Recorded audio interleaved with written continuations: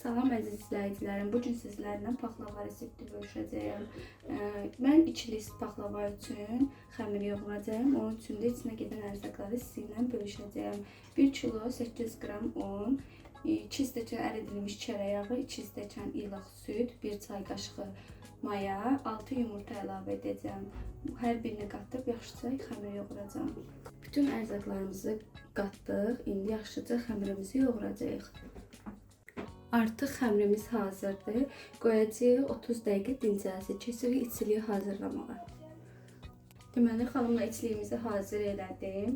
800 qram qoz ləpəsi, 700 qram şəkər tozu, 2 çay qaşığı hil, 2 dənə də vanil əlavə elədim. Mən 2 list paxlava üçün içliyi düzəltmişəm. Yenə də deyirəm, yadınızda qalsın.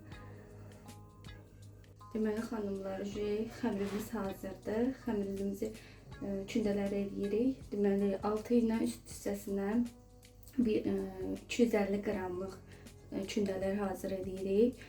Qalan kündələri isə 70 qramdan edirik. Xəmirlərimizi kündələdik. İndi isə başlayırıq paxlavamızı hazırlamağa. 1 list üçün 2 dənə böyük ölçülü 250 qramlıq kündələr götürdüm. Birini üstə, birini alta. Onun sədətdə 70 qramdan balaca kündələr götürdük. Mən 2 ədəd pişirdiyimə görə, ona görə ayrı-ayrı hissələrə bölüb qoymuşam. Listimizi yaxşıca yağlayırıq. Bol yağla.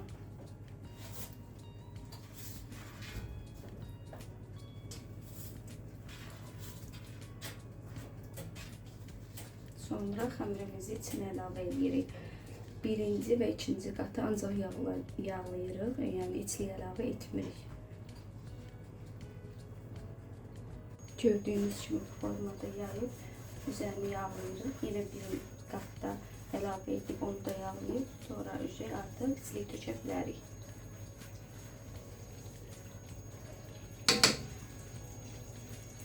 Artıq bu qatına içliyimizdən əlavə edirik.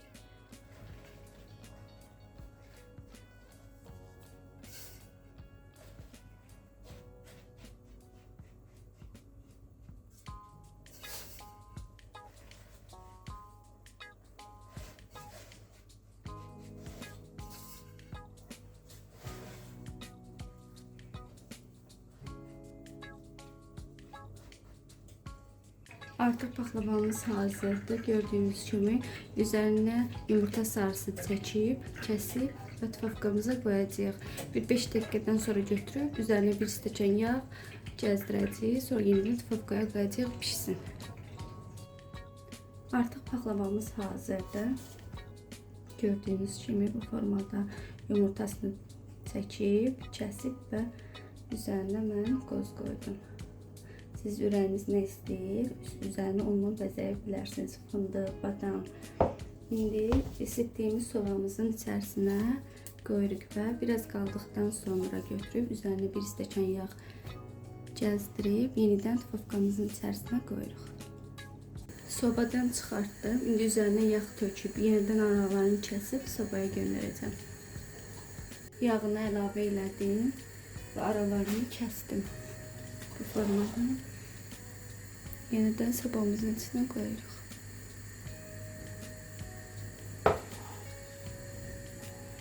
Artıq paxlavamız bişib. İndi isti paxlavanın üzərinə soğuk şərbətimizi tökəcəyik.